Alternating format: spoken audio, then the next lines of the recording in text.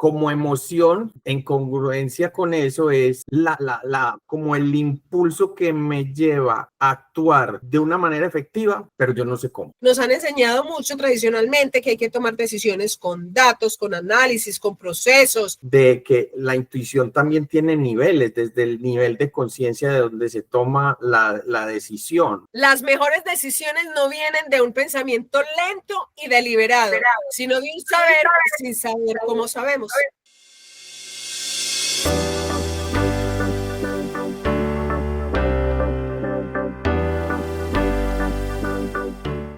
Bienvenidos al Liderazgo sin Misterio y otro rato de conversación muy agradable con Juan. Juan, ¿cómo estás? Hola, Caro, ¿cómo te ha ido? Un saludo muy especial para todos. Buenos días, noches, tardes, mañanas, dependiendo del lugar donde nos están viendo. Y hoy con un tema muy interesante, ¿cierto, Caro? Que para mí es clave en el ejercicio del liderazgo, una competencia clave. Sabes que me encanta porque tiene mucho que ver de lo que somos nosotros en particular. Yo creo que hablar de intuición es hablar precisamente que el liderazgo no tiene misterios porque todos tenemos intuición y todos actuamos en algunos momentos por intuición. Y pues quiero comenzar de una vez, Juan, para ti, ¿qué es la intuición y qué es liderar desde la intuición? Eso tiene varias miradas. Se puede mirar como una capacidad o una competencia, de esas que llaman disque blandas, que de blanda no tiene nada porque eso no lo enseñan.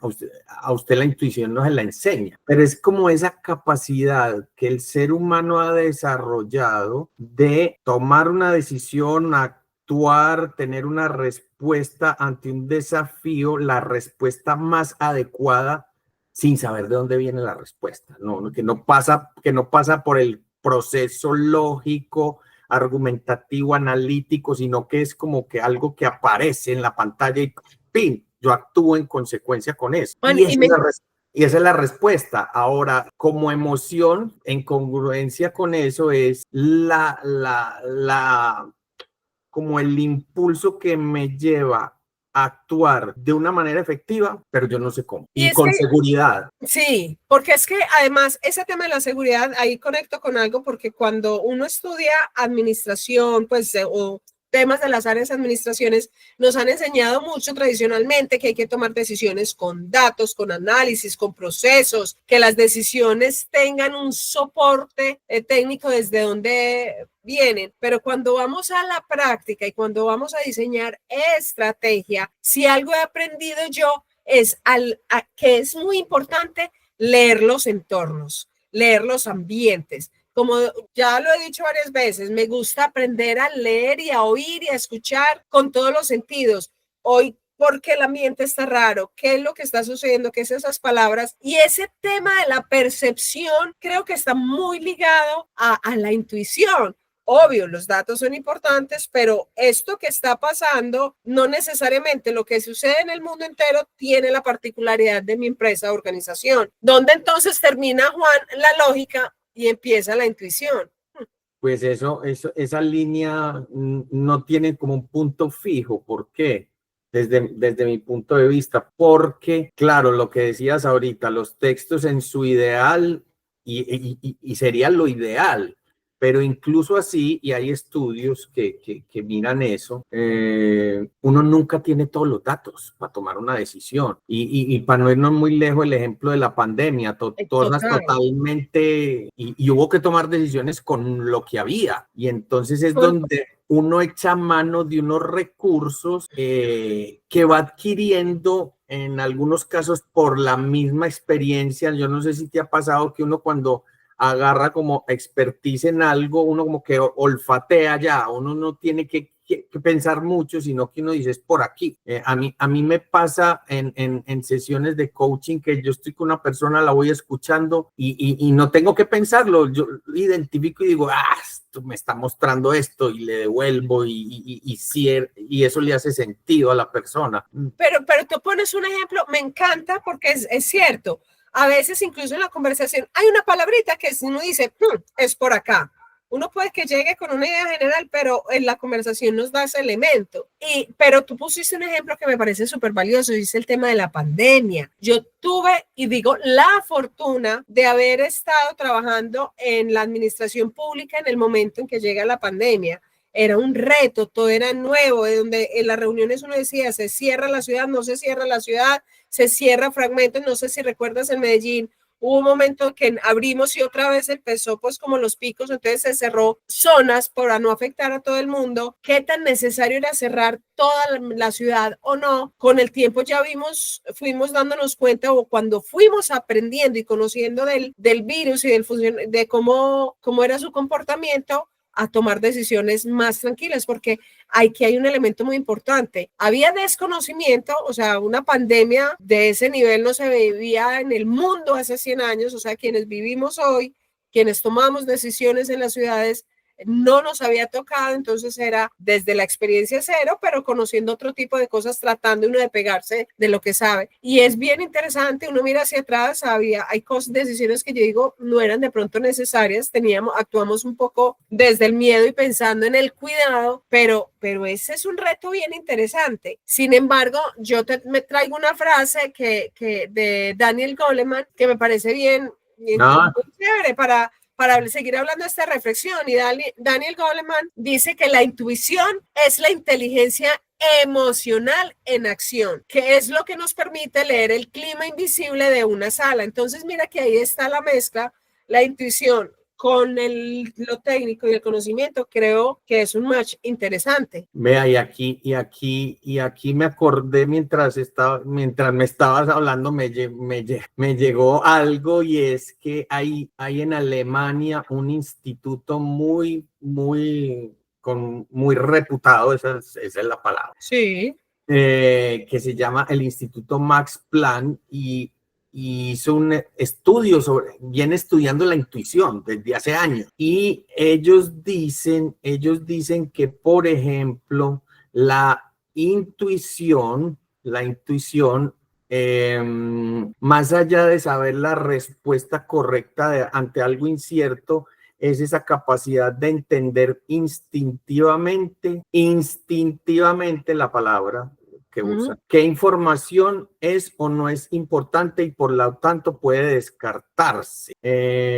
Y me acuerdo que ponían un ejemplo haciendo alusión al programa ¿Quién quiere ser millonario?, y que era la pregunta del millón, y ponían 2 ciudades en Estados Unidos y le preguntaban cuál era la que más habitantes tenía, y la respuesta correcta, generalmente la gente, sin conocer las ciudades, habiéndolas escuchado muy poco, sin ir a las ciudades y sin tener mucha información, generalmente era la correcta porque eran el nombre de la ciudad que más conocía, entonces, que más se había oído escuchar. Por ejemplo, está muy fácil, pues, pero ¿quién tiene más habitantes, Nueva York o Milwaukee? ¿Qué dirías tú? Pues lo que tú dices, uno puede jugar, porque además la presión del momento de la toma de decisiones lo bloquea, que eso sucede mucho también. Pero así a grandes rasgos, inclusive no sé si Milwaukee sea una ciudad o un estado, ¿uno qué diría? No, uno empieza en Nueva York como la capital del mundo, es el afán de la decisión y todo. Y esa sería la respuesta correcta. Entonces, hace referencia a un factor que es importante en la forma en que el cerebro procesa, y ahorita puedo comentar algo sobre eso, de que la intuición también tiene niveles, desde el nivel de conciencia de donde se toma la decisión, o desde donde se cultiva la intuición, y ahí hace referencia a cómo recoge información que está en el subconsciente y la trae, y entonces, como es lo más conocido, es lo que el cerebro ve como más seguro, se va por ahí y toma la decisión con base en esa información que es conocida, y descarta lo otro, o sea, ni analiza siquiera lo otro, porque a veces una decisión la tenemos que tomar en milésimas de segundo, no nos podemos poner a hacer árbol de decisiones, ni la lógica, a veces es una situación de vida incluso. Juan, hay un estudio que hizo Gary Klein sobre la toma de decisiones intuitivas, en líderes de alto rendimiento. Él reunió a 120 profesionales de primer nivel, personas que tienen que tomar decisiones importantes, y encuentra un hallazgo. Voy a hablar de uno de varios que aparecen aquí, y es que el 80% de las decisiones tomadas en entornos complejos no siguieron procesos racionales lineales, son basados en intuición experta, es decir, desde lo que conozco, como que el cerebro conecta los dos elementos para decir, esto es lo que yo sé y esto puede tener lógica y por aquí me voy. Es una intuición, y habla que la intuición no es racional, es la forma de reconocimiento de patrones que se basa en la experiencia acumulada. Entonces, la experiencia acumulada entra a ser un factor importante en eso que llamamos intuición, y que para cualquier líder es importante a la hora de tomar decisiones. Ve, hay un libro muy interesante que se llama Inteligencia Intuitiva, de, el autor lo tengo por aquí, espérate y verés, en la punta de la lengua. Bueno, si me acuerdo, es Malcolm Gladwell, creo que Malcolm Gladwell, sí, hay una frase que me encanta también de él. No sé si es la misma. A ver, dale. Las mejores decisiones no vienen de un pensamiento lento y deliberado, sino de un saber sin saber cómo sabemos. Exactamente. Esa es una frase de ese libro que en inglés el título es Blink, y aquí lo pusieron como inteligencia intuitiva. Y él trató de entender cuál era la lógica de la intuición, y se puede definir como un mapa, pero yo recuerdo que lo principal que él dijo es, o sea, practique mucho adquiera la experticia, y con la práctica usted ya no va a tener que hacer el proceso, porque la idea va a llegar con base en esa experiencia previa, pero práctica, no teórica, práctica. Y Steve Jobs dice una frase, pues expresó en algún espacio importante una frase que creo que es retadora, es bonita, y no sé, me tocó a mí en lo personal me tocó, porque dice: ten el coraje de seguir tu corazón y tu intuición. De alguna manera ya saben en qué quieres convertir. Excelente y maravilloso, porque nos invita a ir más allá de la lógica y a comprometerse con un propósito y un para qué, que es algo de lo que hemos ya hablado, pero que mueve, o sea, es un llamado a no traicionarse a uno mismo, que puede que haya errores, sí, que puede que no salga como esperamos, pero a veces incluso ese no salir como esperamos puede ser un resultado mejor del que esperaba. Total. Y mencionas otra palabra con la que me voy con otra frase, esta vez de Carl Jung, porque mencionaste la lógica. Y Carl Jung decía que la intuición da sentido a la vida cuando la lógica se queda corta. Claro, es que si no, apague y vámonos, porque las máquinas y las inteligencias artificiales ahora tienen una capacidad de procesamiento mucho más alta que los seres humanos, pero estoy seguro, y hay estudios que lo respaldan, y ahí viene la otro punto, y es desde qué nivel de conciencia yo estoy tomando las decisiones.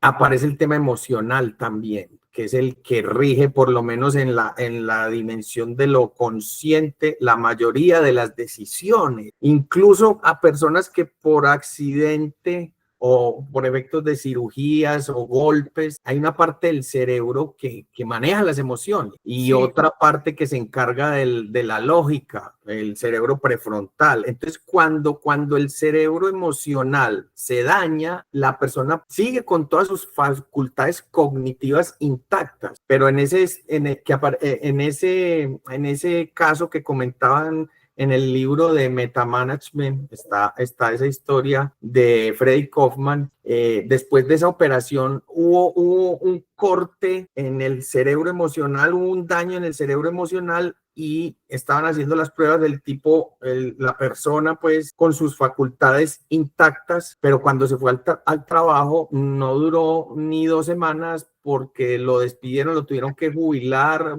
pensionar por invalidez, porque resulta, y se pusieron a ver, que el tipo no era capaz de tomar ni la más mínima decisión, porque se quedaba siempre en el análisis lógico. Y entonces el médico se quedaba aterrado, y ¿saben cómo se dieron cuenta?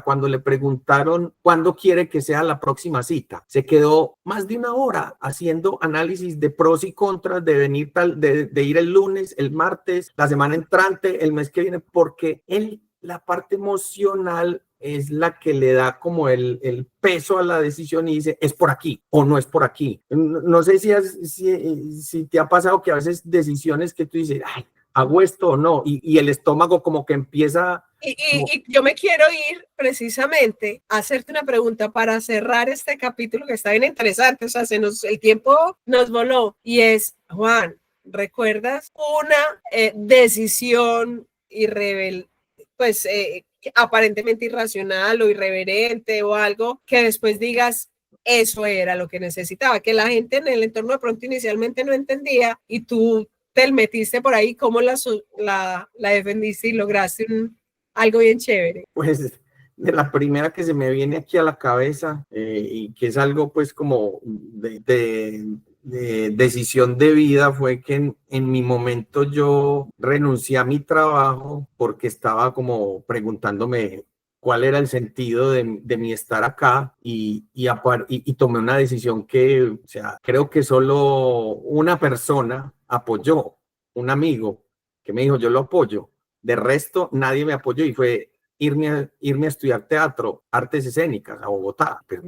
Pero ¿y usted cuándo ha actuado en la vida? ¿Usted qué está haciendo? ¿Qué locura?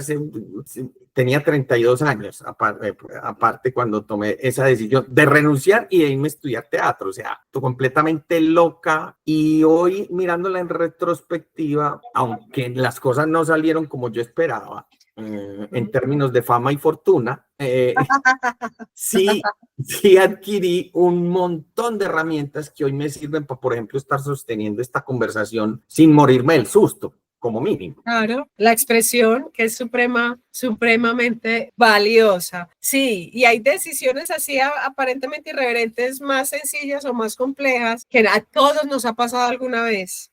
Y uno tiene que seguir. Contate una para cerrar. Yo sé que se nos alargó un poquito, pero no importa.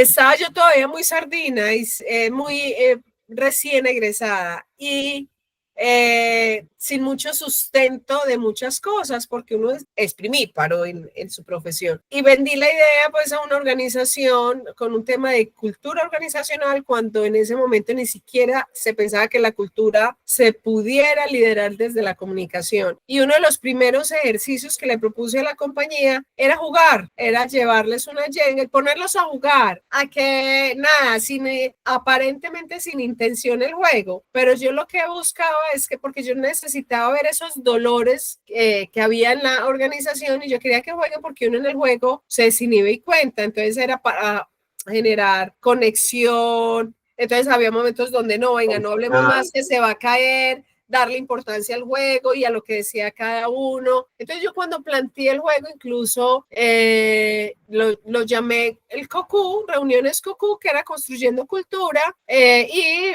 le metía un puentecito inicial de la Torre de Babel para hablar de encontremos, en vez de cambiar idiomas, encontremos un idioma en común. ¿Cierto? Al principio el gerente de esa compañía como jugando, esta muchachita, ¿qué va a hacer? Hágale pues como por no, como para que se entretenga un rato. Sí, yo creo que la podemos hacer, que juegue. Más o menos, yo creo que era, además porque era una empresa que no tenía comunicaciones internas y era un primer ejercicio. Con el tiempo y con los resultados, lo que yo le iba mostrando que eso iba generando y las propuestas que salían de lo que yo escuchaba, de hecho, hasta con decirte que hasta evitamos un suicidio que estaba cerca, y cuando yo llegaba con información a veces decía, está pasando esto, ¿quién? No me digan, déjenme mi confianza con la gente, pero mandémosle manejo así o así.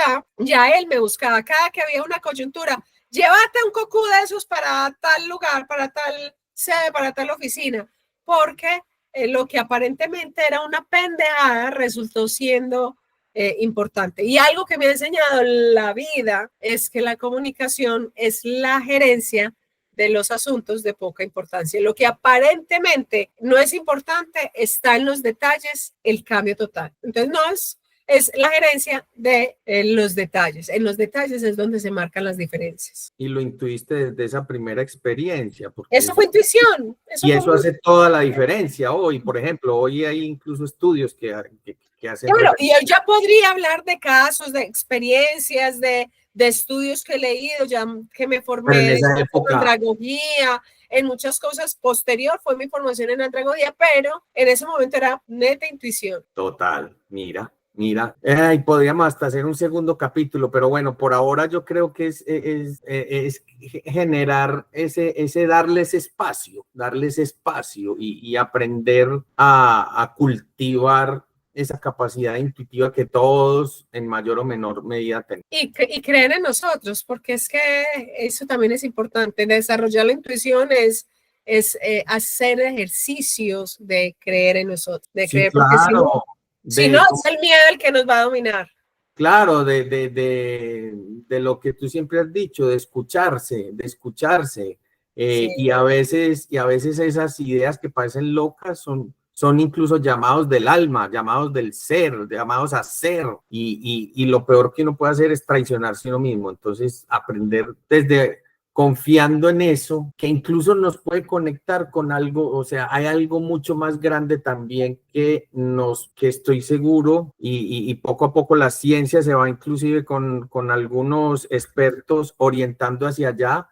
Hay una fuente de sabiduría y de conocimiento de la que podemos hacer uso y nos da alternativas y respuestas que ni con años de estudios lógicos podríamos tomar, pero digo que esto tiene más tela, pero está muy bien. Y quiero cerrar ya con la frase que ya dijimos ahorita, porque es que tiene que ver con esto que estamos hablando al final, de Steve Jobs. Ten el coraje de seguir tu corazón y tu intuición. De alguna manera ya saben en qué te quieres convertir. Comparte esta información, síguenos escribiendo, cuéntele a tus amigos que aquí estamos hablando de liderazgo sin misterio. Juan, muchísimas gracias. A ti, Caro, nos vemos pronto. Chao.